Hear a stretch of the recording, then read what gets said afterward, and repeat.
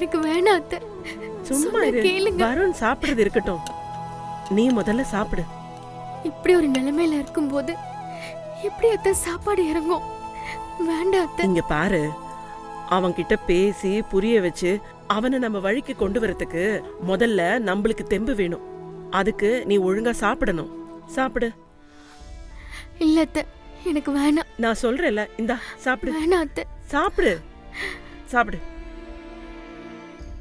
அவன் உள்ள இருந்து ஒரு பக்கம் தன்னை வருத்திக்கிறான்னா நீ எதுக்கு உன்னை இப்படி வருத்திக்கிற? சாப்பிடு சாப்பிடு. அத்தை, வருண் இருமுறாரு அத்தை. எங்க? மேல ரூம்ல சவுண்ட் கேக்குது. நான் போறேன். ஏய் இரு, முதல்ல நீ சாப்பிடு. சாப்பிடு, சாப்பிட்டுட்டு அப்புறம் போலாம். நான் போறேன்.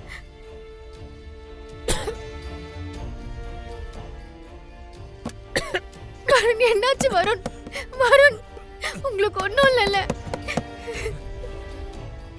இந்த தண்ணிய கொஞ்சம் குடிங்க வருண், ப்ளீஸ் வருண்.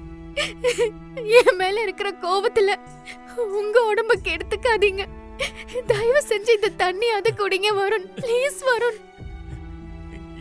ஏய், நீ கூப்பிடுறது என் காதுல ஈயத்தை காய்ச்சி ஊத்துற மாதிரி இருக்கு. முதல்ல இங்கிருந்து போயிடு. முடிஞ்சா இந்த வீட்டை விட்டு கூட போயிடு. போ. என்ன லக்ஸ், ஏதாவது தெரிஞ்சுதா? அவங்க ஒரு வாரத்துக்கு முன்னாடில இருந்தே யாருமே வீட்ல இல்லைன்னு சொல்றாங்க மேடம். உங்களுக்கு ஏதாவது தெரிஞ்சுதா மேடம்? இல்ல, என்கிட்டயும் எல்லாரும் அதே தான் சொல்றாங்க. அப்ப ஒரு வாரமாவே சாரா அம்மா இங்க இல்லையா? இல்ல மேம். ஒரே பதில தான் எல்லாரும் சொல்றாங்கன்னா இதுல ஏதோ தப்பா இருக்கு. சாரா உயிரோட தான் இருக்கா. எப்படியாவது அவளை வருண் முன்னாடி கொண்டு வந்து நிறுத்தணும். அது எப்படி மேம்? வீட்லயும் ஆள் இல்ல, போனும் பண்ணல, எப்படி கொண்டு வந்து நிறுத்த போறோம்? இதுக்கு முன்னாடி இங்க வந்தப்போ இந்த குப்பை கவர் இங்க இல்லையே.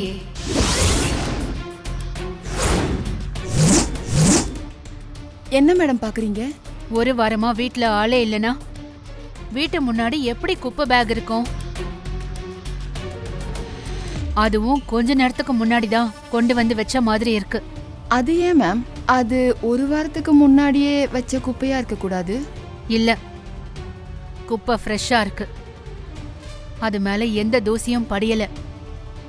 ஒரு வாரத்துக்கு முன்னாடி வச்சதா இருந்தா அது ஒரு மாதிரியா இருக்கும். இப்பதான் கொஞ்ச நேரத்துக்கு முன்னாடி கொண்டு வந்து வச்சிருக்காங்க. வீட்டுக்குள்ள ஆள் இல்லாம இது நடந்திருக்க வாய்ப்பே இல்ல.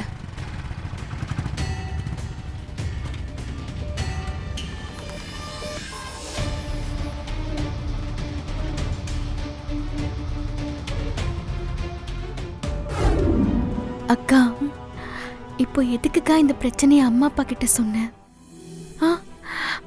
பாரு, அவங்களும் பதறி போய் இங்க வந்திருக்காங்க.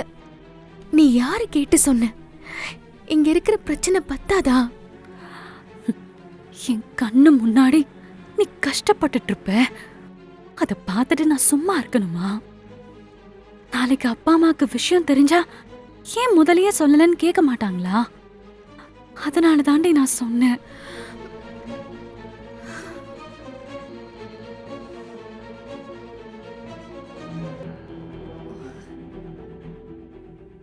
வாங்க அண்ணி.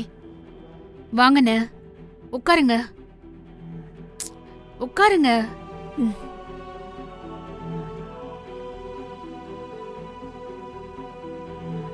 என்னங்க? அண்ணாமலை, எதிர்பாராத விஷயம் நடந்துச்சுன்னு கேள்விப்பட்டேன். அதான் பார்த்துட்டு போலான்னு வந்தோம்.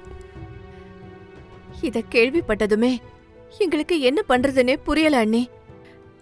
என்னதான் அந்த பொண்ணு இந்த குடும்பத்துக்குள்ள நிறைய பிரச்சனைங்க பண்ணிருந்தாலும் அந்த பொண்ணுக்குன்னு ஒரு வாழ்க்கை இருக்குல்ல, அதை ஏன் இப்படி அழிச்சுக்கிட்டான்னு தெரியலையே.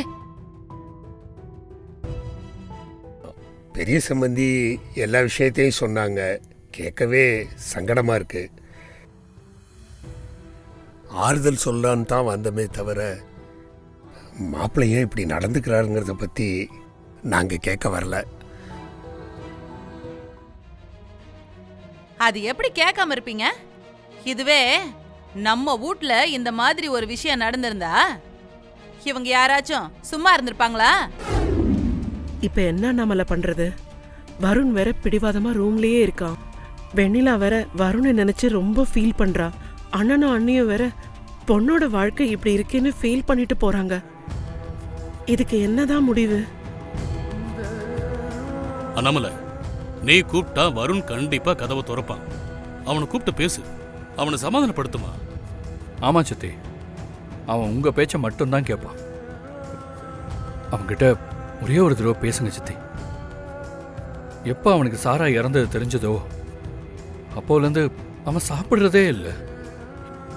இப்படியே போனா அவனுக்கு ஏதாவது ஆயிடும்னு எனக்கு பயமா இருக்கு சித்தி. நாம என்ன சொன்னாலும் ஏத்துக்கிற மனநிலைமையில வருண் இப்போ இல்ல. தான் உயிரா நேசிச்ச பொண்ணு செத்துட்டான்னு சொன்னா யாரால தான் தாங்கிக்க முடியும்? அவன் அதுல இருந்து மீண்டு வரணும்னா அந்த சாரா உயிரோட வந்தாதான் அது முடியும். என்ன எல்லாரும் இப்படி நின்னுகிட்டு இருக்கீங்க? பூஜைக்கு கிளம்பலையா? என்னது பூஜையா? என்ன லீலாவதி, மறந்துட்டியா? இன்னைக்கு பௌர்ணமி பூஜை இல்ல? வருஷம் வருஷம் நீதான் முதல்ல கிளம்புவ. இன்னைக்கு என்ன பூஜைன்னு கேக்குற?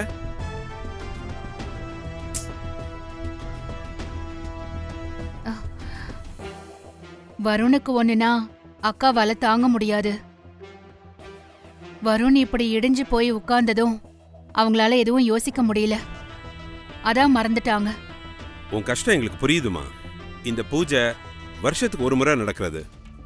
இந்த பூஜையில கலந்துக்கிட்டா குடும்பத்துக்கு நல்லதுன்னு நீ தானே சொன்ன அன்னைக்கு. வா, போயிட்டு வந்துடலாம். வருண் இப்படி இருக்கும்போது எப்படிங்க? புரியுதுமா. இந்த வருஷம் நம்ம வருணுக்காக தானே பூஜையில கலந்துக்க போறோம். இந்த பூஜைக்கு அப்புறமா கூட வருண் லைஃப்ல ஏதாவது ஒரு மாற்றம் வரலாம்ல? அண்ணி, வருண் இப்பதான் கொஞ்ச நாள் சந்தோஷமா இருந்தான். ஆனா அதுக்குள்ள இப்படி ஒரு பிரச்சனை வந்துருச்சு. அவனுக்காக நாம வேண்டிப்போமே. போலாம் அண்ணி. போயிட்டு வந்துடலாம்க்கா. இத்தனை வருஷத்துல பௌர்ணமி பூஜைக்கு நம்ம போகாம இருந்ததே இல்ல. போயிட்டு வருவோம். கண்டிப்பா நல்லதே நடக்கும். ஆனா சித்தி, வருணை எப்படி விட்டுட்டு நம்ம எப்படி வெளியே போக முடியும்? அவன் வெளியிலேயே வரல, சாப்பிடவும் இல்லை. ஏதாவது பிரச்சனைனா என்ன பண்றது? அத்தை, நான் அவரை பாத்துக்கிறேன். நீங்க போயிட்டு வாங்க. நீ மட்டும் எப்படி தனியா இருப்ப? அவன் பக்கத்துல போனாலே டென்ஷன் ஆகுறான். ஏதாவது பிரச்சனைனா உன்னால மட்டும் தனியா எப்படி சமாளிக்க முடியும்? வேணும்னா சித்தி, நீங்க பெரியவங்க எல்லாரும் போயிட்டு வாங்க. நாங்க எல்லாரும் வீட்ல இருந்து பாத்துக்கிறோம்.